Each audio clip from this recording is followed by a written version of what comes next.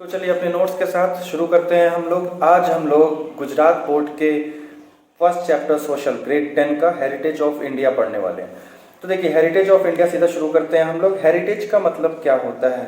Heritage मतलब ऐसी property जो कि बहुत ही स्पेशल होती है, जो हमें विरासत में मिली हुई होती है। वो किसी कंट्री की हो सकती है ना। तो जैसे इसमें नोट्स के हिसाब से हमारा है कि जो rich natural things of India है वह हमारे लिए हमारी हेरिटेज है, जो हमें विरासत में वंशागत मिली है, क्योंकि हम लोग इंडिया में जन्मे हैं।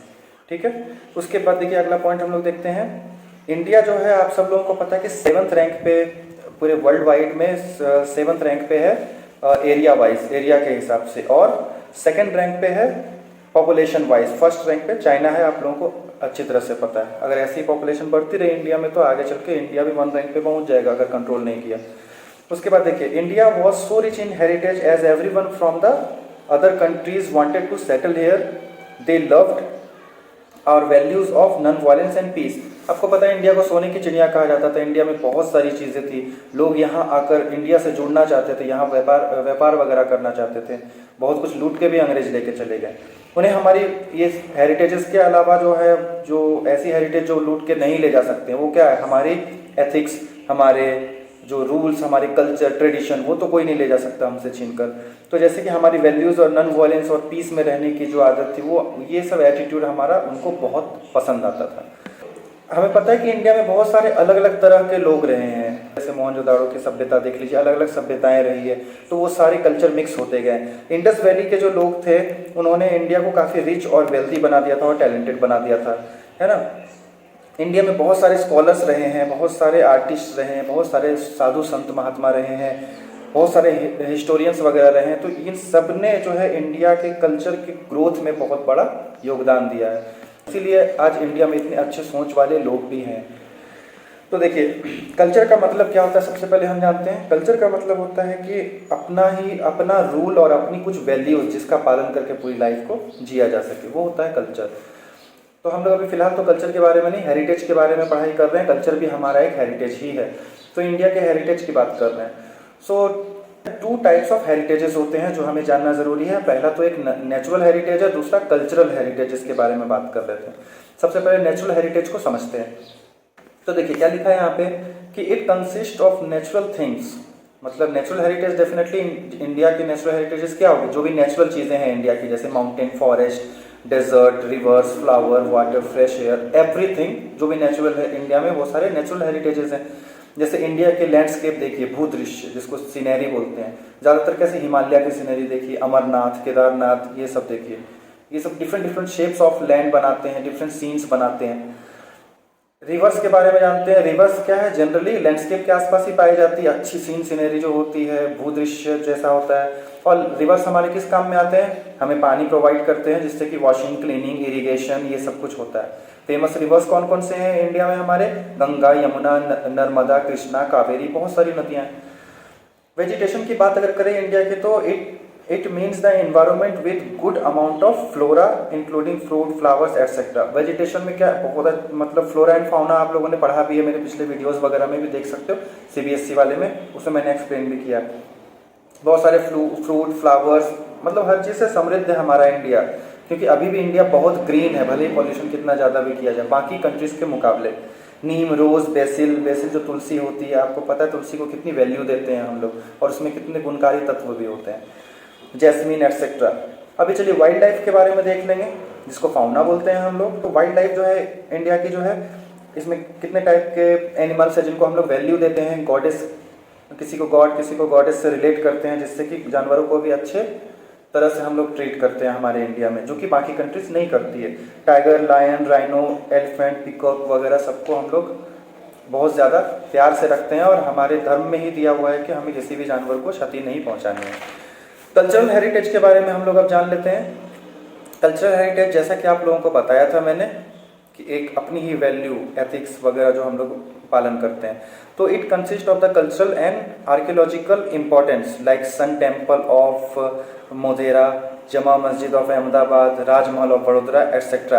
ये सब हमारे कल्चरल हेरिटेज हैं, क्योंकि अलग अलग कल्चर से जुड़े हुए ये जो चीज़ों के नाम मैंने लिए, जो टेम्पल्स, मस्जिद या फिर जो भी महल वगैरह हैं, ये सब अलग अलग कल्चर, अलग अलग धर्म के लोगों से भी जुड़े हुए हैं, अलग अलग टाइप के लोगों से जुड़े हुए हैं। इसकी भी देखभाल हमें करनी पड़ती है, जिससे कि एक दूसरे के साथ भाईचारा भी बना रहे और एक दूसरे के कल्चर को समझ सके हम लोग। ठीक है, जिसके कारण क्या होता है, टूरिस्ट प्लेस बन जाती है हमारी इंडिया, टूरिस्ट प्लेस बन जाती है। अलग अलग कल्चर के लोगों को देखने, अलग अलग कल्चर की बिल्डिंग को देखने के लिए टूरिस्ट वगैरह आते हैं। जैसे tourist place of Jain and Buddhist देखिए, जैन और बुद्धिस्ट लोगों का टूरिस्ट प्लेस आपने देखा ही होगा। There are a lot of people who follows Jainism and Buddhism, है ना, and it can be seen as a part of various places. बहुत सारे प्लेसेस में हम लोग देख सकते हैं ये सब, जैसे कि तरंगा, समेत कोटेश्वर एटसेट्रा। ये सब एरिया में जो है जैन मंदिर और बुद्धिस्ट मंदिर बहुत सारे हैं, जहाँ पे टूरिस्ट लोग भी आते हैं। ये सब कुछ क्या दिखाते हैं, हमारे कल्चर को दिखाते हैं। चलिए अब हम लोग जो नेक्स्ट टॉपिक जानेंगे इस चैप्टर का, वो है इंडिया, लैंड ऑफ पीपल। तो देखिए अब इसमें the Dravidians are the most ancient people of India. अब इंडिया में सबसे पहले कौन आए थे, अगर ये क्वेश्चन किया जाए तो हमें क्या पता चलेगा, द्रविडियंस, द्रविड़ लोग जो थे वो सबसे पहले इंडिया में आए थे। अब देखिए उसमें भी क्या थे, there are 6 more tribes who came and settled here.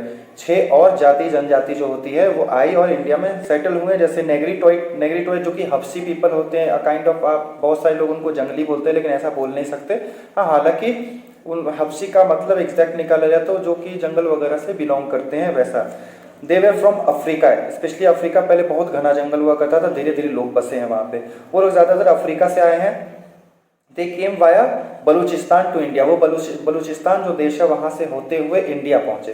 ठीक है, वो लोग ब्लैक होते हैं कलर में, अफ्रीकन लोग आप लोगों ने देखा ही होगा मैक्सिमम, जो कि हब्सी होते हैं। स्पेशली अफ्रीकन में भी दो होते हैं, गोरे और काले। जो हब्सी होते हैं वो ब्लैक होते हैं। वो 4 से 5 फीट के हो सकते हैं, 6 फीट के हो सकते हैं। करली हेयर होते हैं उनके, ज़्यादातर करली हेयर होते हैं, तो उनकी बनावट दिखाई गई। उसके बाद जो है निषाद पीपल की बात करते हैं। निषाद जो कि उसको बोलते हैं हम लोग ऑस्ट्रेलॉइड बोलते हैं उसको, जो कि निषाद कहा जाता है हमारे हिंदी में। They were from south east Asia, वो लोग साउथ ईस्ट एशिया के लोग हैं जो इंडिया में आकर बसे। ये लोग भी ब्लैक स्किन के होते हैं और इसके हेड जो होते हैं, इन लोगों के जो हेड होते हैं वो बड़े होते हैं, ब्रॉड हेड के होते हैं, फ्लैट नोज होती है इन लोगों की, है ना, और शॉर्ट हाइट के होते हैं ये लोग। इन लोगों की हाइट ज़्यादा नहीं होती है। उसके बाद जो the Aryans later called them Nishad, Australoid जो लोग हैं इनको आर्यंस ने बाद में निषाद नाम दिया, जो आर्यंस इंडिया में जब आए तो। They made clay utensils, new many skills etcetera. ये लोग जो थे निषाद लोग, ये लोग बहुत सारे क्ले, मिट्टी के यूटेंसिल्स, अलग अलग तरह के बर्तन वगैरह बनाते थे और इनको बहुत सारी स्किल्स पता थी। अभी द्रविडियंस के बारे में जानते हैं जो सबसे पहले आए थे। They created Sindhu valley civilization. Sindhu valley के बारे में आप लोगों ने सुना होगा। सिंधु वैली सिविलाइजेशन द्रविडियंस ने ही क्रिएट की थी। उसके बाद क्या लिखा हुआ है, इन लोगों ने जो एक कॉन्सेप्ट दिया of mother as a goddess and father as a god, मतलब माँ को गॉडेस मानना और पिता को गॉड मानना, इस तरह का कॉन्सेप्ट दिया था, मतलब माँ बाप को भगवान की तरह पूजना। दे केम फ्रॉम नॉर्थ, द्रविडियंस कहाँ से आए थे, नॉर्थ से आए थे, नॉर्थ साइड से आए थे, वर्ल्ड के नॉर्थ एरिया में। दे इंट्रोड्यूस धूप दीप आरती फॉर पूजा। तो सबसे पहले आप लोग अगर बोलोगे धूप दीप आरती पूजा वगैरह हम लोग जो करते हैं, इसका चलन सबसे पहले किसने स्टार्ट किया इंडिया में, तो वो द्रविडियंस ही थे जिन्होंने किया। दे वेयर वीवर्स स्पिनर्स डायर्स, ये लोग जो थे स्पेशली कपड़े वगैरह बनाने में, वीवर जो आपको पता है जो बुनते हैं, स्पिनर जो धागों को काटना बड़ा करना, और डायर्स जो कपड़ों को डाई करते हैं, कलर करते हैं, है ना, इन सब तरह के काम को करते थे। Dravidians family today are Tamil, Telugu, Kannada and Malayalam. Dravidian ज़्यादातर साउथ की तरफ चले गए थे, वो भी हमें पता चलेगा। आर्यंस से कुछ प्रॉब्लम्स हुई थी तो वो लोग साउथ की तरफ पलायन कर गए थे और साउथ में तमिल, तेलुगु, कन्नड़ और मलयालम लैंग्वेज इन लोगों ने अपना ली, मतलब उस एरिया में जाकर साउथ में बस गए थे। उसके बाद हम लोग जानेंगे मंगोलवाइट, तो नाम से ही आपको पता चल रहा है मंगोलिया, जो कि चाइना की तरफ से ये लोग आए थे। They were from north China. They had yellow complexion, मतलब ये लोग गोरे थे, थोड़े येलोइश टाइप के जो गोरे होते हैं। इनके फेस फ्लैट होते थे और गाल भरे भरे होते थे, है ना, जिसको शबी चीक्स बोलते हैं। उसके बाद देखिए अल्पाइन, दिनारिक और आर्मेनॉइड, इन तीनों के बारे में हम लोग पढ़ेंगे। तो ये तीनों क्या है, they were from central Asia, ये लोग सेंट्रल एशिया से आए थे। They found in a large number in Gujarat, Saurashtra, Maharashtra, Bengal and Orissa. ये लोग सबसे ज़्यादा कहाँ पाए जाते हैं, ये लोग सबसे ज़्यादा पाए जाते हैं जो कि एल्पाइन, डिनारिक और एर्मेनॉइड लोग हैं। ये लोग गुजरात में, सौराष्ट्र में, महाराष्ट्र में, बंगाल में और उड़ीसा में पाए जाते हैं। ठीक है, अब हम लोग आर्यंस के बारे में जानेंगे। देखिए, Aryans were the creator of Aryan civilization. आप लोगों को पता है कि इंडिया का एक नाम आर्यवर्त भी है, क्योंकि आर्यंस जहाँ पे सबसे ज़्यादा रहते थे उस एरिया को आर्यवर्त कहा जाता था। और अभी इंडिया में हर जगह आर्यंस मौजूद हैं। तो बेसिकली बोला जाए तो इंडियंस रिप्रेजेंट कर रहे थे, अभी इंडियंस जो हैं वो आर्यंस से रिप्रेजेंट हो रहे थे, आर्यवर्त से रिप्रेजेंट हो रहे थे, है ना। सबसे ज़्यादा ये लोग फैल गए। इन्होंने ये सबसे ज़्यादा नेचर्स को लव करते थे आर्यंस, सबसे ज़्यादा ये लोग लवर थे नेचर के, जैसे नेचर से मिलने वाली चीज़ें। तो जैसे trees, river, mountain, sun, wind and rain, इन सब की पूजा आराधना करते थे। इन्होंने बहुत सारे भजन वगैरह बनाए, हाइम्स बनाए, है ना। जो भजन हम लोग आज देखते हैं वो सारे आर्यंस के ही दिए हुए हैं।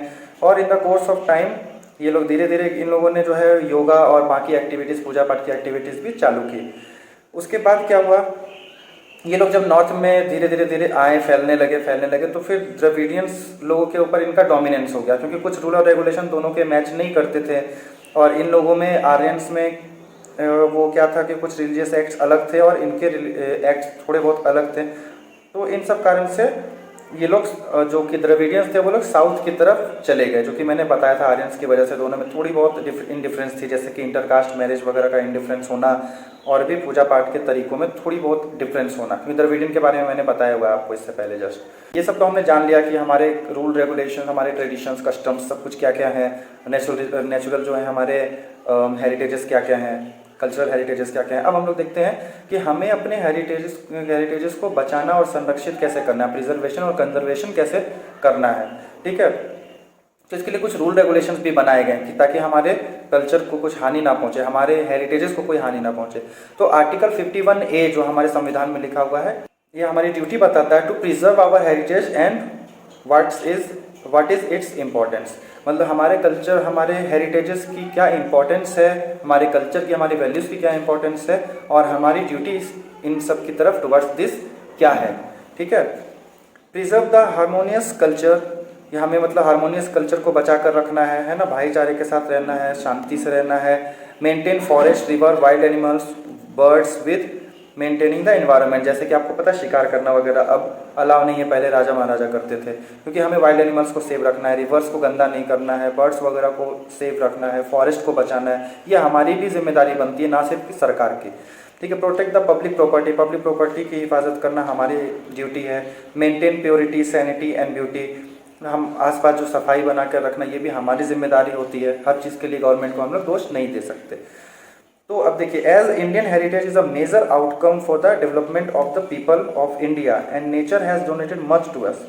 इंडियन हेरिटेज जो है, मतलब जो इंडियन हेरिटेज ने, मतलब भारत के जो धरोहर ने हमें बहुत डेवलप किया है, और इंडिया और उसके नेचर ने हमें बहुत कुछ डोनेट किया, हमें बहुत कुछ दिया है। So we should maintain and use them in a wise way.